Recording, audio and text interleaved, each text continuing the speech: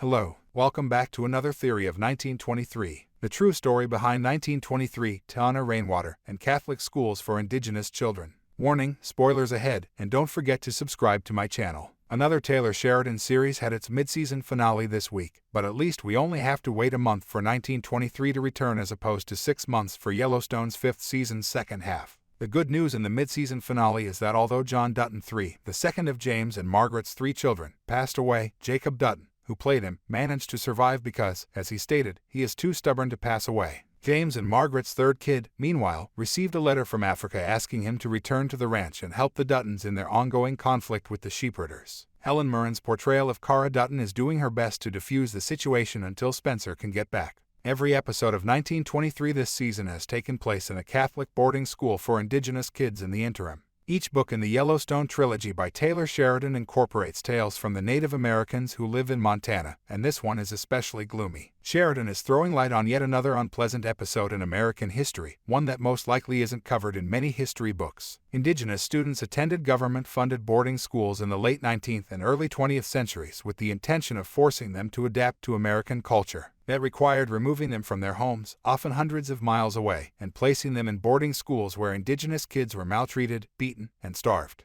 Also, the youngsters were forbidden from using their own names, speaking their own languages, or dressing however they pleased. They were required to attend American religious education classes and had short hair. The children spent as long as 10 years in these institutions, and whenever they returned to their reservation, they sometimes had difficulties reassimilating at home, placing them in a sort of cultural no-man's land where they were not welcomed by either Americans or the reservations. As stated in 1923, the goal of these institutions was to kill the Indian and rescue the man. Almost 230 kids lost their lives in one similar school in Michigan between 1893 and 1931. Bounties were provided for children who attempted to flee, which is exactly what Tiana Rainwater does in this week's episode, but not before killing the nun, Sister Mary, who had mistreated her for so long. Tiana is a descendant of Chief Thomas Rainwater in Yellowstone. Regrettably, students have committed suicide in several other instances in real life, and in those instances, classmates frequently had to dig graves to bury their own companions. Tiana will survive long enough to become the grandmother of Thomas Rainwater, even though there won't be a happy ending for her because there are no happy endings in the Yellowstone universe. Sister Mary was executed by the Bible because it was what she deserved.